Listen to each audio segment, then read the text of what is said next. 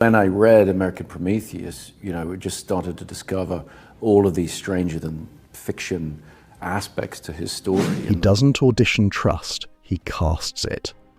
At 55, Christopher Nolan keeps calling the same 6 because they turn physics into feeling, math into pulse.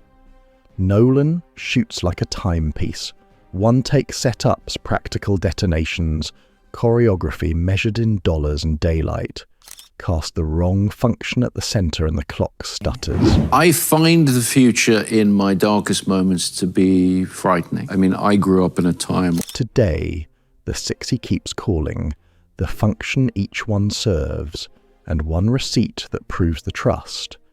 This isn't gossip, it's the engine, how he turns exposition into emotion.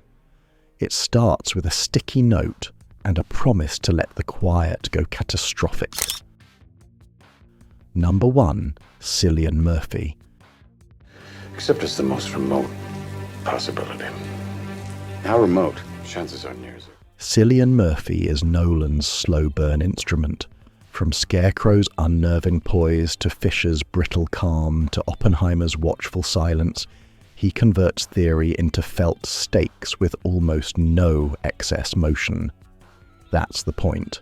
Nolan's camera can go huge and stay personal because Cillian gives it a conscience to orbit. The smile rarely widens. The eyes do the work. I know you were disappointed. I couldn't be you.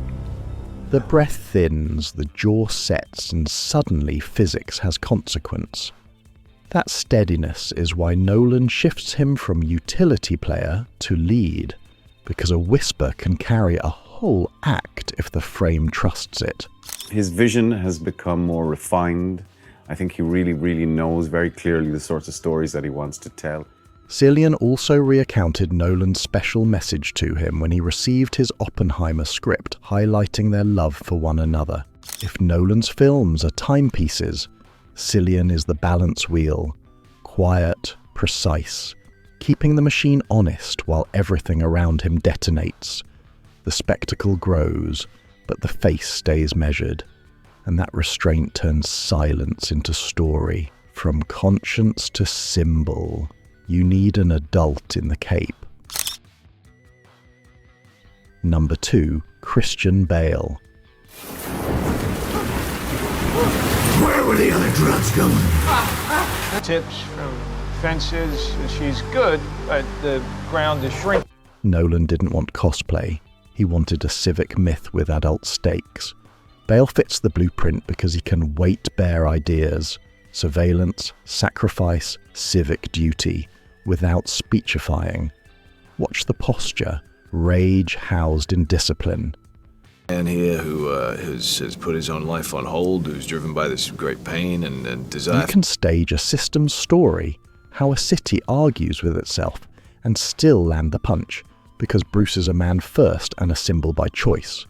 That control is why the movies can end in quiet. A glance, a nod. We've ever seen before. He's physically absolutely deteriorated, mentally completely deteriorated. A decision that lets the idea outlive the man. Symbols don't need speeches, they need composure. Bale gives Nolan that, so the trilogy can close on restraint, and the audience still feels the victory. Every maze needs a metronome. Number 3, Michael Caine. Intelligence services, I've warned them he's feeding rubbish, but they don't seem to care. I hope you're not a member of the fire brigade.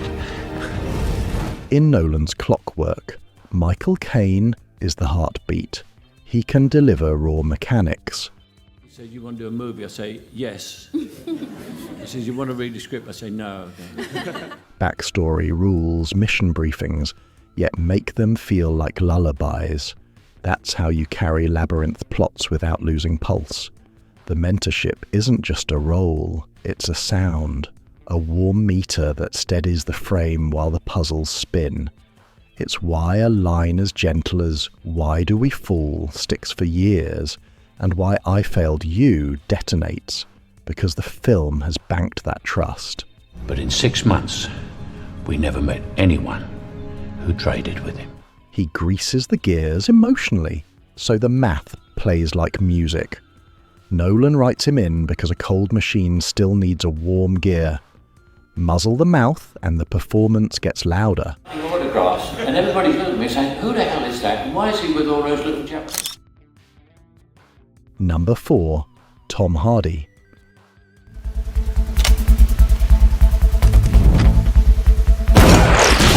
Nolan loves to limit variables and watch performance expand. Hardy is the case study. Muzzle the mouth, bury the face, ration the oxygen, and he answers with brow, breath, and body tone. On IMAX, and then the remaining 30%, which is most of the dialogue scenes where we needed to record sound. In Rises, he's an urban earthquake. In Dunkirk, a cockpit whisper that somehow fills the channel. The silence isn't a gap, it's a canvas. That's why the camera can sit, the cut can hold, and the scene still speaks. Fantastic. Wow, you really did get all the spots, didn't you? And your line is horizon lines. In Dunkirk, a whisper in a cockpit fills the channel. Nolan's risk math, less reads as more when an actor projects through constraint. When the net turns on you, you need a director who backs you.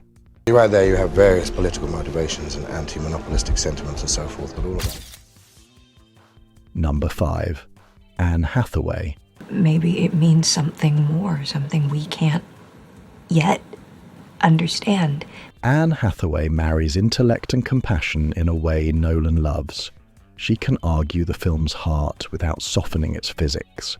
Post-Rises, when the noise was loud, he hands her Interstellar and trusts her with the most debated idea.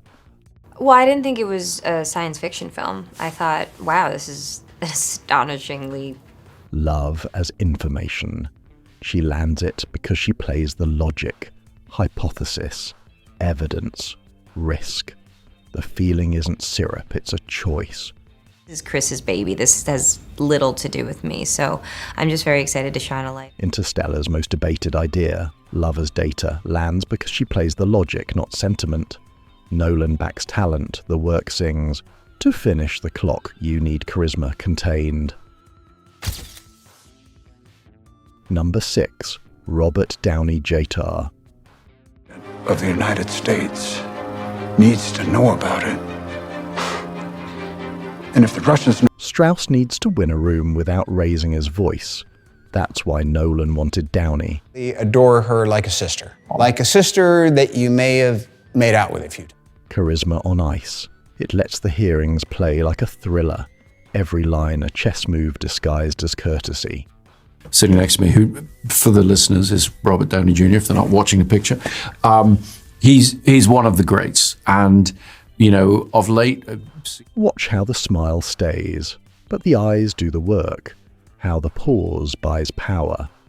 When confidences begin to collapse, that charm hardens into institutional menace. Nolan's machine loves this. Performance that hums inside the frame, wastes nothing, and turns procedure into suspense. Here's my little secret. I needed this job more than it needed me. Chris knew it, and I stand here before you a better man because of it. That humility, I needed this job, isn't just a line. It's the fit with Nolan's process. Precision over flourish, choices that serve the frame. Downey calibrates charisma to a hum, then lets the third act trap snap. It's why the betrayal lands like paperwork turning into a blade. In Nolan's risk math, that's the bet. Contain the wattage, let the movie get louder.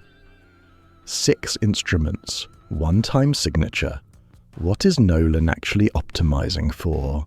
Controlled volatility, Bale's restraint, Caine's warmth, Hardy's constraint, Hathaway's sincerity, Downey's calibration, Murphy's interiority.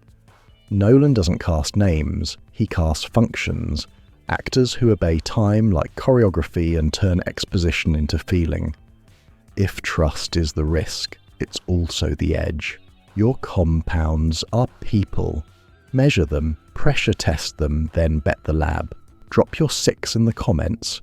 We'll pin the sharpest list and break one down next upload. Your turn. Who belongs at the top of this list? Whose gravity did you feel most? Drop it below. Join the debate. Help us map the canon. Thanks for watching. Subscribe for more Studio Craft deep dives. We'll see you in the next one.